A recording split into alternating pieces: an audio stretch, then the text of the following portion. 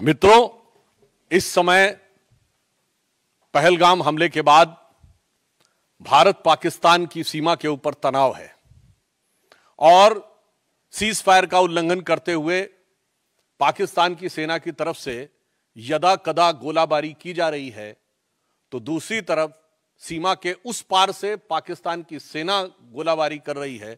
तो सीमा के अंदर से कांग्रेस और इंडी गठबंधन के नेता निरंतर बयानों की गोलाबारी भारत की सेना को लक्षित करने के लिए कर रहे हैं। अगर पाकिस्तान की सेना को लगता है कि उनके इन प्रयासों से भारत की सेना डिमोरलाइज हो सकती है, तो मुझे लगता है ठीक उसी भाव से इंडी गठबंधन और कांग्रेस के तमाम नेता अपने बयानों के गोले बरसाते हैं, जो भारत की सेना के मनोबल को कम करने के लिए लक्षित होते हैं। एक तरफ कांग्रेस और इंडी गठबंधन के नेता ये मुखौटा लगाकर कहते हैं कि वो सरकार के साथ हैं, और फिर उनके नेता बयानों की श्रृंखला एक के बाद एक वो देते रहते हैं जो भारत के विरुद्ध और भारत की सेना को मनोबल को गिराने वाली हो। यह बात मैं गंभीरता से कहता हूं और दुख के साथ कहता हूं कि यह कुछ वैसा ही है जैसे पाकिस्तान यहां पर गतिविधियां करता है और ऑफिशियली यह स्टैंड रखता है कि उसका उनसे कोई लेना देना नहीं है, वो तो शांति चाहता है। ठीक उसी प्रकार कांग्रेस और इंडी गठबंधन का ऑफिशियल स्टैंड रहता है कि हम सरकार के साथ हैं, और उनके नेता जो छोटे नेता नहीं हैं, मुख्यमंत्री सिद्धारमैया, पूर्व मुख्यमंत्री चन्नी जी और आज अजय राय प्रदेश अध्यक्ष कांग्रेस पार्टी, ये निरंतर ऐसे बयान देते रहते हैं। और ये वो पार्टी है, जब खुद सत्ता में थी तो आतंकवादी घटनाओं के बाद भी एक भी वर्ष ऐसा नहीं था जब मनमोहन सिंह सरकार ने पाकिस्तान से द्विपक्षीय शांति वार्ता स्थगित की हो, और 11 वर्षों में मोदी जी की सरकार में एक भी वर्ष ऐसा नहीं है जब पाकिस्तान से औपचारिक द्विपक्षीय वार्ता की हो। यह अपने आप में प्रमाण है कि हमारी सोच और उनकी सोच में क्या अंतर है। मगर मुझे बहुत दुख और पीड़ा है कि कांग्रेस पार्टी जिस प्रकार के बयान दे रही है, अभी आपने देखा कि कांग्रेस पार्टी के उत्तर प्रदेश के अध्यक्ष अजय राय जी रफाल विमान के ऊपर खिलौना ऐसा दिखाते हुए, नींबू मिर्ची दिखाते हुए मजाक उड़ाने का प्रयास कर रहे हैं। मैं देश की जनता से कहना चाहता हूं कि कितने दुख की बात है कि मात्र एक दिन पहले इसी ईस्टर्न यूपी में गंगा एक्सप्रेस वे के ऊपर रफाल ने लैंडिंग की और उड़ान भरी। यानी यह सीधा संदेश था पाकिस्तान और हमारे देश के दुश्मनों को, और उसी क्षेत्र में उसी गंगा के किनारे बैठकर कांग्रेस पार्टी का प्रदेश अध्यक्ष उसी रफाल विमान का मजाक उड़ा रहा है। इससे साफ हो जाता है कि कांग्रेस की मानसिकता क्या है। और यह भी मैं कहना चाहता हूं, हां सच है कि भारत के तमाम क्षेत्रों में एक मान्यता है कि नींबू मिर्ची बुरी नजर से बचाती है, परंतु आज भारत की सेना को पाकिस्तान की बुरी नजर से बचने की जरूरत नहीं है, क्योंकि पाकिस्तान की सेना भारत की सेना को डरी नजर से देख रही है, और ये इंडी गठबंधन और कांग्रेस वाले बुरी नजर से देख रहे हैं। तो आज वास्तविकता में ईमानदारी से कहें तो भारत की सेना को हमारे इन विपक्षी दलों के, कांग्रेस और इंडी गठबंधन के दलों की बुरी नजर से बचने की जरूरत महसूस हो रही है।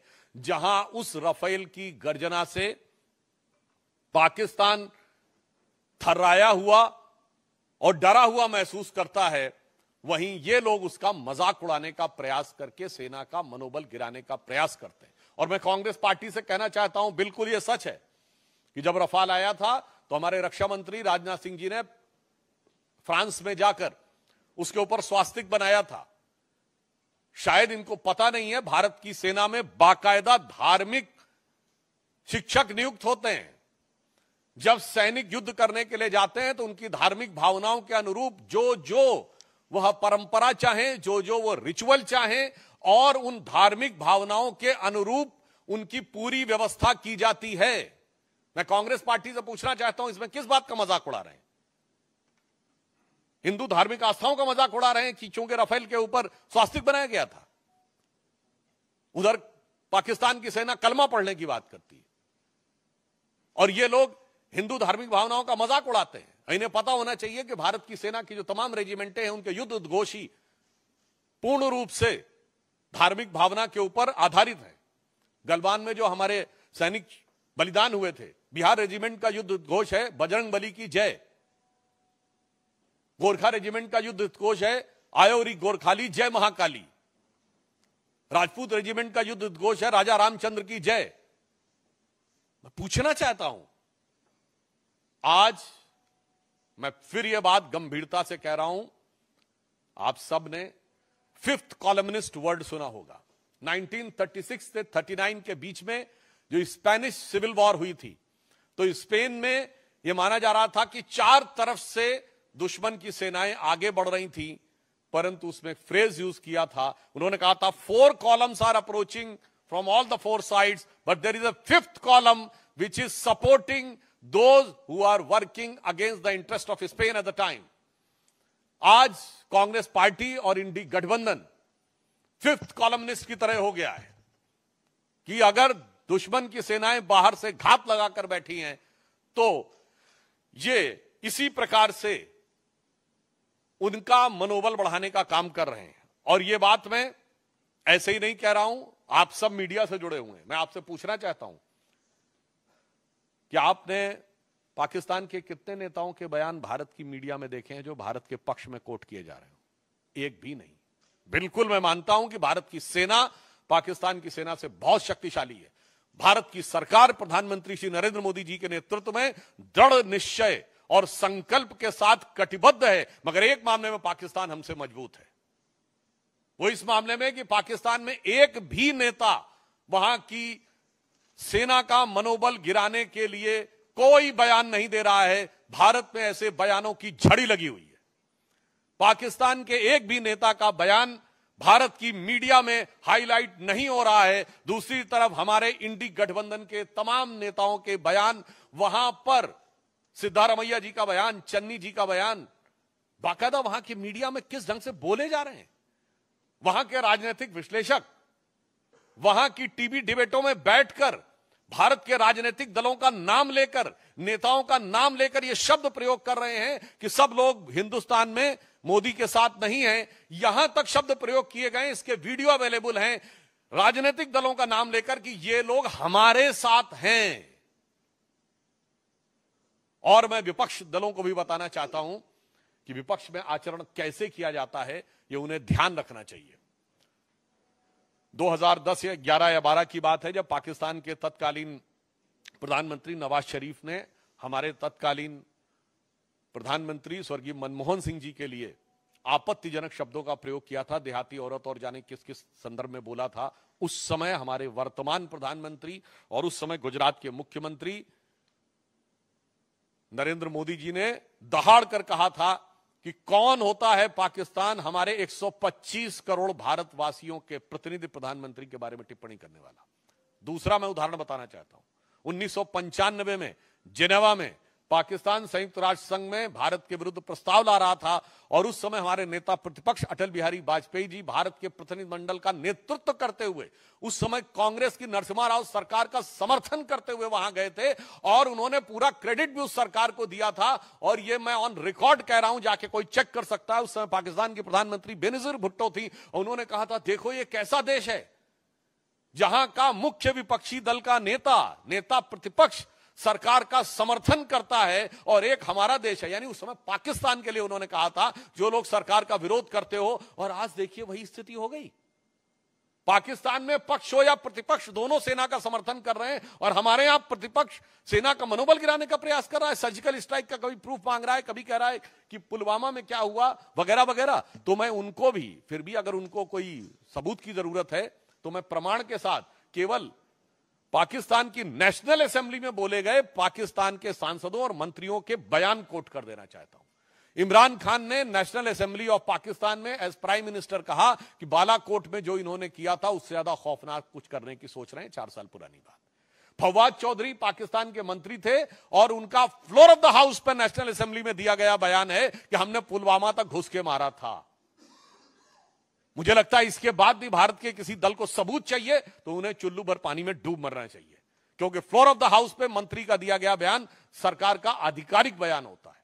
और इसके बाद पाकिस्तान के एमपी ने उस समय के फॉरेन मिनिस्टर शाह महमूद कुरैशी साहब को कोट करते हुए कहा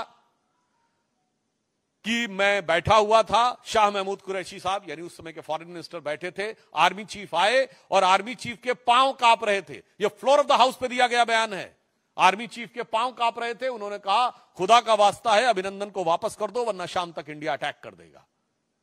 यह सदन के पटल पर इमरान खान का एज प्राइम मिनिस्टर दिया गया स्टेटमेंट है कि पिछले 73 सालों में, उस समय 73 साल हुए थे, ऐसी गवर्नमेंट नहीं आई जिसने पाकिस्तान के लिए इतनी मुसीबत क्रिएट की हो जितनी ये मोदी की सरकार आई है।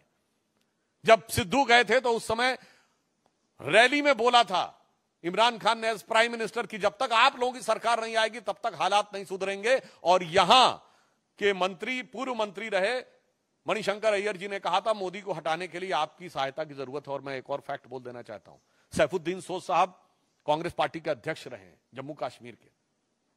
उन्होंने अपनी एक किताब लिखी है जम्मू कश्मीर के बारे में, जिसमें उन्होंने मुशर्रफ के स्टेटमेंट को कोट करते हुए कहा है कि यदि मुशर्रफ ने यह कहा था कि कश्मीर को भारत से अलग हो जाना चाहिए तो आज की डेट में वो सही प्रतीत होता है। मैं कांग्रेस से पूछना चाहता हूं कि आपका यह पुराना याराना कब से है भाई पाकिस्तान से?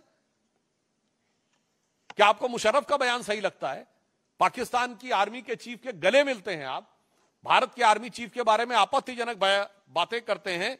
इसलिए मैं स्पष्ट रूप से देश की जनता को संबोधित करते हुए कहना चाहूंगा कि देश के अंदर और बाहर सरकार और सेना पूरी दृढ़ता के साथ, कूटनीतिक दक्षता के साथ जहां संकल्पित होकर खड़ी है। इस समय भी रक्षा मंत्री जी की जापान के रक्षा मंत्री से वार्ता चल रही है, तो दूसरी तरफ विपक्ष के द्वारा जिस प्रकार का घटनाक्रम किया जा रहा है यह अपने आप में बहुत दुखद है, निंदनीय है, भर्त्सना योग्य है।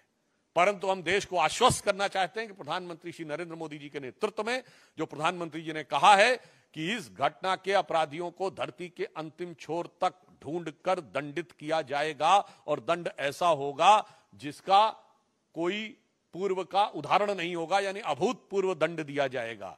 और ये वो लोग हैं जिन्होंने जीती हुई बाजी, जंग के मैदान पे जीती हुई सेना को कूटनीति के टेबल पर हारने पे मजबूर किया है। मैं कांग्रेस को याद दिलाना चाहता हूं, आप कहते हो कि हमारा वायुसेना का जो जहाज है वो खिलौने की तरह है। हां, मैं कांग्रेस पार्टी को याद दिलाना चाहता हूं 26/11 के हमले के बाद वायुसेना कार्रवाई के लिए तैयार थी और उस समय वायुसेना अध्यक्ष फॉली होमी मेजर साहब ने 2016 में अपने संस्मरण में लिखा है कि मनमोहन सिंह सरकार ने अनुमति नहीं दी, आपने वायुसेना के युद्धक विमानों को खिलौने की तरह रखा था। मगर मोदी जी की सरकार सेना के हर साजो सामान को उचित, प्रभावी कूटनीतिक घेराबंदी के बाद रणनीतिक प्रयोग के लिए रख रही है। आपकी सरकार वो थी कि हमारी फौज जीतती थी और सरकार सब कुछ हार के चली आती थी, क्योंकि आप को एक मर्ज था कि हमें सुलह की शक्ल संवारनी है, भले ही वो भारत की सेना के जवानों के खून से क्यों ना संवारनी पड़े। तो एक पंक्ति में याद दिलाना चाहता हूं जो उनकी विदेश नीति थी, वो क्या थी कि चीन छीन देश का गुलाब ले गया। ये नेहरू जी के लिए कहा गया। चीन की विदेश नीति असफल हुई थी ना, गुलाब पहनते थे, वो गुलाब लगाते थे। चीन छीन देश का गुलाब ले गया और ताशकंद में वतन का लाल सो गया। और ये सुलह की शक्ल को संवारते रहे, जीतने के बाद बाजी हारते रहे। मगर अब सरकार वो है जो जंग और कूटनीति के मैदान दोनों के ऊपर प्रभावी उत्तर देने के लिए तैयार और कृत संकल्पित खड़ी हुई है। फिर भी मैं कांग्रेस पार्टी से अनुरोध करूंगा कि कृपया इस संवेदनशील समय में सेना का मनोबल गिराने और राष्ट्र का मनोबल गिराने की हरकतों से बाज आए।